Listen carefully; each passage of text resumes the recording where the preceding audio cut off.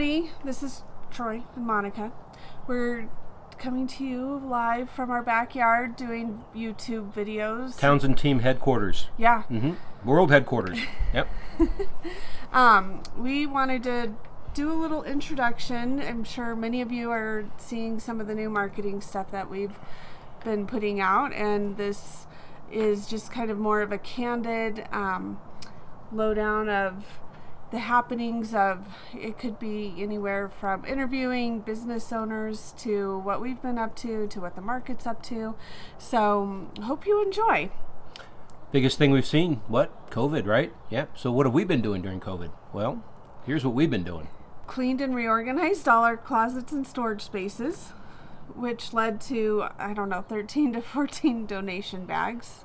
Yeah. And nearly every night we're playing games, board games with the kids, when they want to, but it's something that I don't think a lot of kids get nowadays. They're more into playing video games, so thought we'd introduce them to the board game thing, cards, different things like that. So that's been fun. One of our favorite ones and the go-to, it's called Phase 10, and I'll admit we get a little competitive. I might have had my feelings hurt because I messed up one night and I threw the cards, and it happened competitive to go nature at Troy, not around Troy. There's still no marring or anything, I don't think, on this. So anyway, I buffed it off. Yeah, it's okay. It's okay. We had to replace, since we have no competitive soccer for Kaylin right now, that we had to really get into it. So anyway, tons of yard work. Troy's our yard work guru. Yeah, we've been doing a lot of stuff. We've planted trees and bushes, and I would encourage people to take this time that you have to be at home anyway to do these repairs in your house, because whenever you have to sell it, you're going to have to do these things anyway. So why not do it when you're on a stay-at-home order? We thought that was a good use of our time to be able to do yard work that has been, we've been doing a lot every year, but we just got a bunch of it done this year. We even did some sodding in the yard, new sod, got our sprinkler system all fixed so that it's watering properly. Yard's looking great this year, so we're pretty happy about that. But we have not really been bored during this whole COVID thing. We've been working. We've been closing a couple of deals a month. Still working the best we can from home without having to leave that much. We have been showing property when we can, when it's been allowed. Getting ready to take listings now on properties, which it seems to be coming around that way too. So, but yeah, a lot of virtual showings are kind of the thing now that the stay-at-home orders are lifting. We're not having to do that as much, but what we are finding is we often work with a lot of relocation clients, and they're not able to get here as easily as they have been in the past for those home finding weekend tour type of things. So we've gotten really good at doing FaceTime, Facebook Messenger, the video chatting and virtual tours has been good. So good thing I like to talk a lot, and I think a pretty good narrator. Better than me. Yep. So that's one thing we've kind of adjusted to. Some of the other things we've done, planted a lot of shrubs and trees. I started this 4,000 piece puzzle because when my sister had breast cancer last year, my mom and I would puzzle during her chemo treatments, and then after Erica took her a little nap, she would join us, and we would bust out a puzzle pretty quickly in that time. And fun puzzles that our whole family can get into. We can bust out 1,000 piece puzzle in 3 to 5 days on average. So I went big, and I bought a 4,000 piece puzzle right when the stay-at-home orders went into effect, and it probably arrived right at the very first part of April. So I thought, okay, I'll have this done it'll be a solid week and a half, because thinking we'd all work on it. This puzzle's a monster. It's been so hard. So anyway, you'll see, I think we shot a photo of the puzzle progress, and we have a quarter left. So on the home stretch, I'm hoping to have it done and out of the way by the next time our cleaning lady comes, because she's probably just wondering why it's consuming our dining room. I think Our dining room actually was, I don't know. Do you guys have a favorite?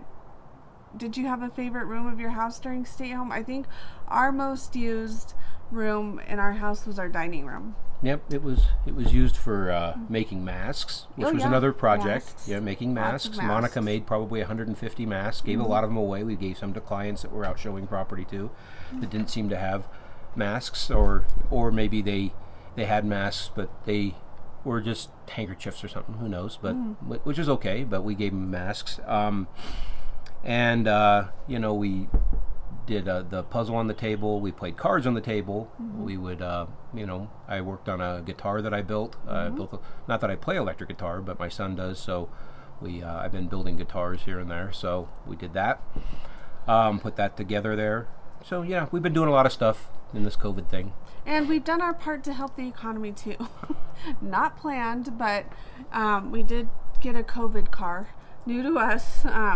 Not new, kind of, but new to us. Not brand new to us. Kind of thought, okay, at the end of March, well, we've got this whole stay-at-home thing. It's the end of the quarter, so why not go buy a car? Maybe we'll get a good deal on it. I don't know that we got really any better of a deal on it, but and it was. But it was a better deal for you because you got a new car to drive around. Yeah, there you but go. the bummer was I didn't really have anywhere to drive to, so I didn't get to really drive it a whole lot. And you're always excited to drive a new TU car. So anyway, now I'm getting to drive it a little bit more.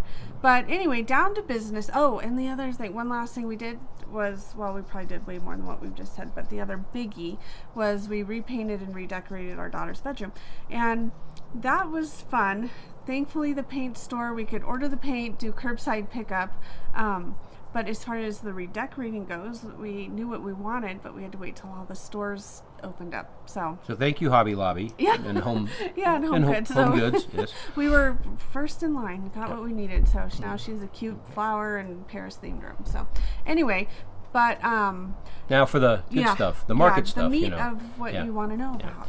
So everybody asks, so are we going to see a bunch of foreclosures come on the market? Well, I don't think so. If you've been keeping up on our Facebook page, hopefully you have. If you haven't, please go check out Facebook Team Townsend and check it out. Every Monday we post stats for the last 7 days that will show you how many listings came on the market, how many went under contract, and how many actually closed. And when we look at these numbers, they're very telling, and it's been the same thing that we've been seeing for the last 5 years.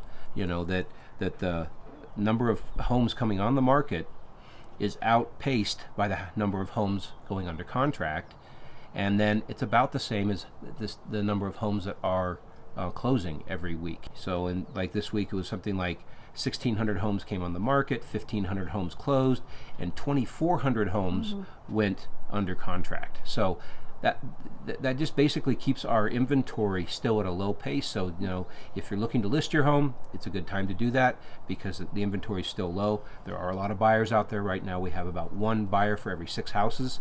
That's what it equates to. And Troy can attest because he had some buyers that every single house they were writing an offer on, it was 4 to 6 offers that they were competing with. And this was in the typically. 700 plus range. Yeah. So we're looking at, in many cases that we would have a dozen offers on the table or something, So, going 3, 4, 5% over the asking prices, and it wasn't uncommon. And we're seeing a lot of that happen. So, anyway, just fair warning, where we might see a little bit of a slowdown might be more in the lower end. And I'm just saying this because I think that the people that are buying $300,000, $400,000, $500,000 houses are probably the ones that were more affected by this COVID than people that were buying bigger, more expensive homes. So that's just, I haven't gone out to see that yet, but we're looking forward to getting out there into the marketplace a little bit more with some buyers that are in that $300,000, $400,000, $500,000 range that would be more affected by this, and hopefully we'll see inventory numbers at a reasonable spot where we're not competing quite as much. Other things that people talk about are what's the difference between 9/11, 2007, 8, and what the COVID thing just did. So maybe, Monica, want to talk about that? Well, the difference between some of those things, in 2007 and 8, when we had that big real estate market mortgage crisis crash, was because, well, part of it is that crisis started in the real estate market and kind of then trickled out to all the other areas of our economy and so forth. But this seems to be, the COVID situation seems to be a lot more like what we experienced during 9/11, where there was, kind of things stalled and halted. Event. Yeah. An event happened. And that happened obviously in September, but then, by November, we were back up and running and kind of started seeing our normal real estate market patterns. People felt that, more at ease and were not as, concerned about it being the wrong time to buy. So this seems to be much like that right now. I feel like our market is kind of where it is coming off winter, where we get really busy in February and March, and then a lot of times things slow down in the summer a bit.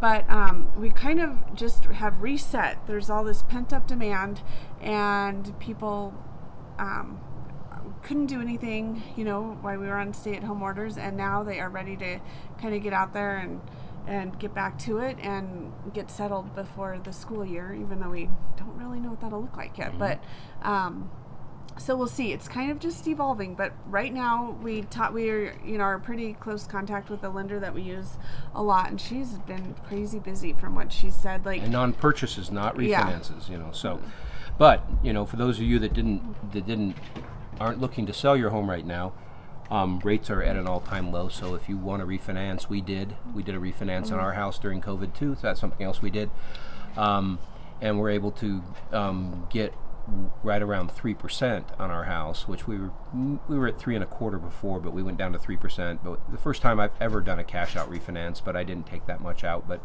we did a cash out refinance, and we're able to only increase our payment by, I don't know, $70 a month, so it wasn't a big deal.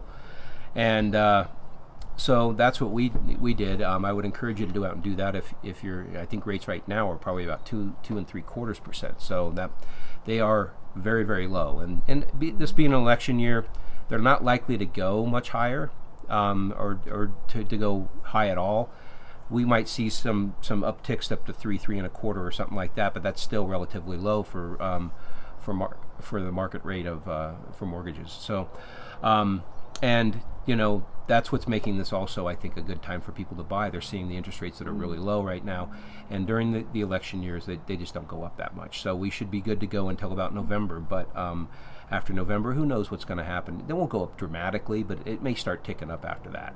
Because the Fed's not making any money on the money they're lending to banks, and so they've got to make some money as well. So anyway, that's kind of what we got. If you have any questions for us, please feel free to email us or reach out to us on Facebook or something, and we can certainly, or give us a call, and we can answer questions you might have. So yeah, and one of the things that we are doing, knowing that a lot of people have probably done a lot of spring cleaning, much like we did, we're going to be renting a dumpster. More information on that will follow here, but we're aiming for the end of June. It'll be like a Friday, Saturday, and Sunday type of thing. We'll put out announcements, put something on our Team Townsend Facebook page, send out emails and so forth. And you're welcome to shoot us an email, a call, or text us and let us know if you have some things that they're too big for your regular trash to take out, or you have excess and just want to get rid of it. So we'll be doing that for our community and database and friends and families. So anyway, just something to look forward to, and like I said, we have more information coming out on that. Yep. Keep us in mind. Thank you. Thanks for being top of mind for us, for all those people that are sending the referrals our way. We do really, really appreciate it. Thank you.